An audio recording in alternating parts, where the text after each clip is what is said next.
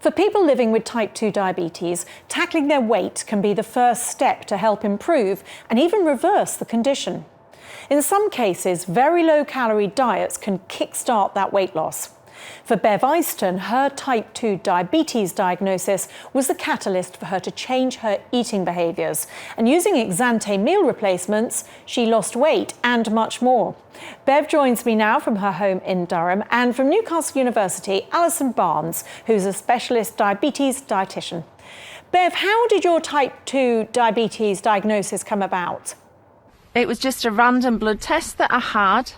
I didn't have any symptoms or anything, and I was called into my GP and told that I was type 2 diabetic and put on medication, but I decided that I wanted to do something different, so I've totally changed my lifestyle. As an alternative to treatment, you went on a very low-calorie diet. Tell me what you did. Because I didn't want to take the medication and I wanted to change everything. So I found a pilot study that was a very low calorie diet, which was soups and shakes that were made by a company called Exante. You have the 3 shakes or soup for breakfast, lunch and dinner. Bev, I remember those meal replacement drinks from the 80s. What are they like now? No, that they're really nice, all sorts of different flavours, so that you don't get bored of having the same things day after day. That's the good thing about it, is the variety. And how are you now? I'm in remission. I lost the first 5% weight, and within 6 weeks, my bloods had gone down and I was classed as in remission. So Bev, obviously embarking on this plan had a hugely beneficial effect on your diabetes, but what were the other benefits? The whole benefit of it is the whole change of lifestyle. I run, I did over 8k in 59 minutes the other day, which is amazing for me. I've got so much energy. One of the things that people have said to me, that I didn't look, I was diabetic, but now that I've lost the weight, people say that I look so much better than I did before. Well, that's brilliant. But beforehand, your BMI was high, but not excessively so. People seem to think that a very high BMI and being obese is the only class of people that will be diagnosed as diabetic. That's not necessarily true, is it? No, not at all. My BMI was less than 27 when I first started.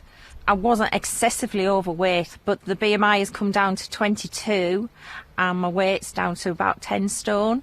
I mean, I think you've done amazingly. You're like the poster girl for low-calorie diets. You've done brilliantly. How do you feel now, so you can encourage anybody to do the same? I think if I can do it, anybody can. Doing the shakes and the soups is so simple, so easy. You don't have to think about it. The meals that you make yourself with the soup or everything, if you get a good set of scales and weigh everything out and have everything there, so that you're not getting to a point in the day when you're hungry and you think, oh, I need a Mars bar or something like that, that you grab something. Whereas if you've got your veg and everything prepped ready, and always got a shake with you if you're out somewhere, it's so simple and easy.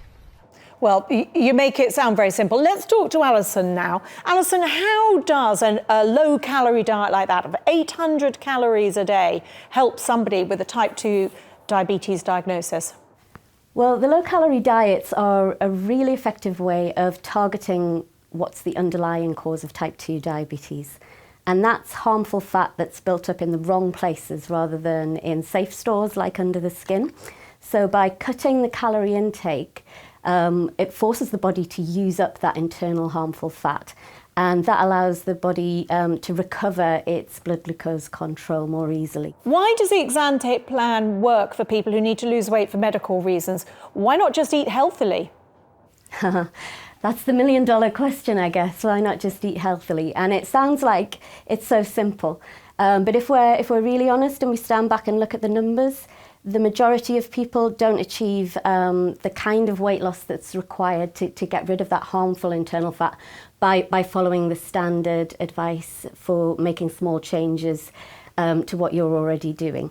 And also it's quite helpful to have a break from food, especially where people struggle with a relationship with food, and a chance to break unhelpful habits and then to pick up new healthier habits afterwards. Can a meal replacement, shake or soup, replace the nutrition content of 3 meals a day? When we're talking about the vitamins and minerals, absolutely, they are strictly regulated. So products that can advertise themselves as a meal replacement or a total diet replacement, which you'll see on the packet, have strict regulations that they need to meet. Thank you very much, Alison, and thank you, Bev. Thank you, Alice. Thank you. Bye-bye.